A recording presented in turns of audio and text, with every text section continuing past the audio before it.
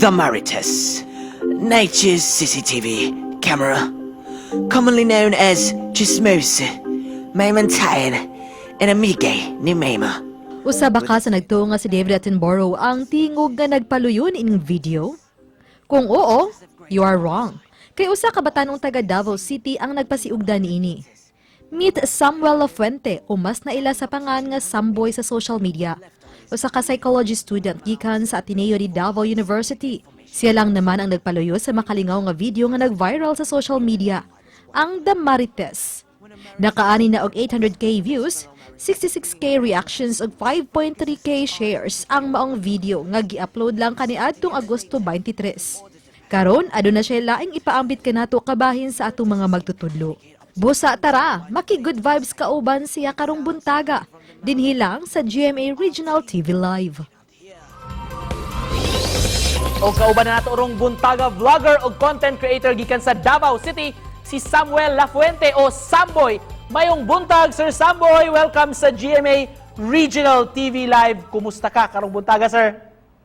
Mayong buntag, Sir Nico. Okay kaayo. I'm feeling really great and kana excited kaayo ko na naadiri karon sa GMA Regional TV.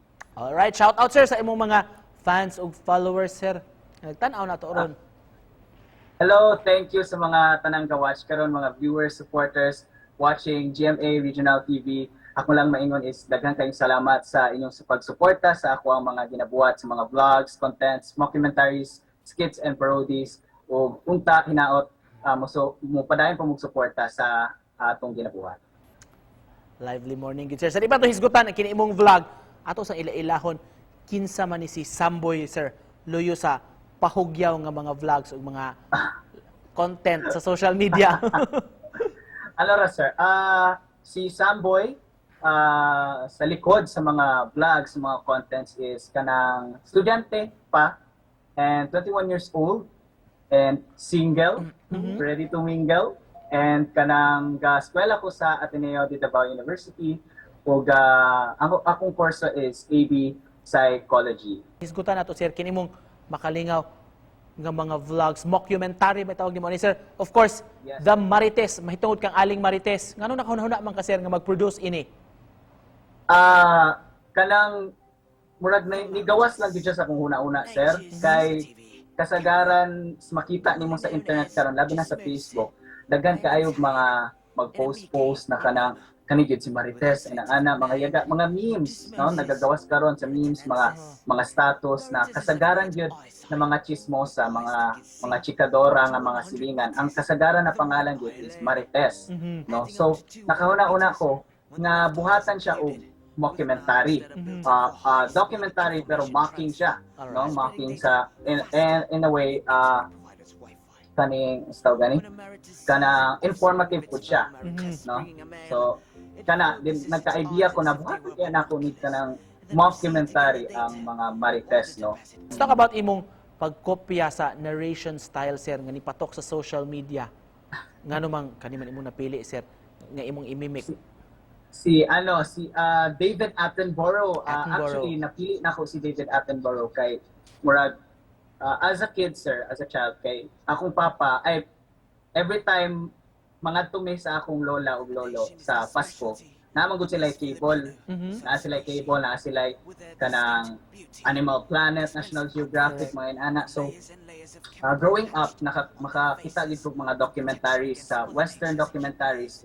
Malingaw gid ko sa accent kanang what kept me from watching these animal documentaries or murder documentaries is ang kanang narration sa mga Westerners, sa mga foreigners, kanang maybe British or Australian or kanang unsa pa na kanang narrator na diha na Western, kay murag malingaw ka ba, ma-entice ka. Few lines lang, sir, padunggami sa tingog nimo, sir, gimimik mo ni si David, sir. Okay, good morning, everyone. Here we can see a blue poloed man talking to another man on the screen.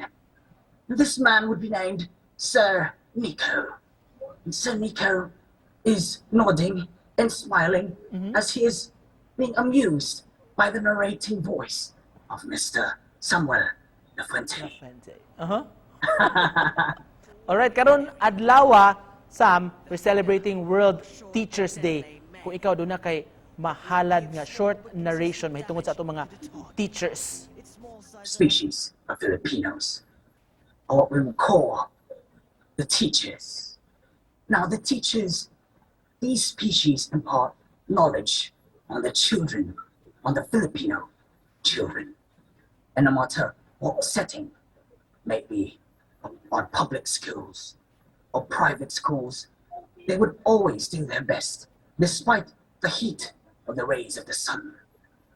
And today, as we commemorate a day in which the students and all people in the Philippines give tribute to these certain species, in which we would call the World Teachers Day.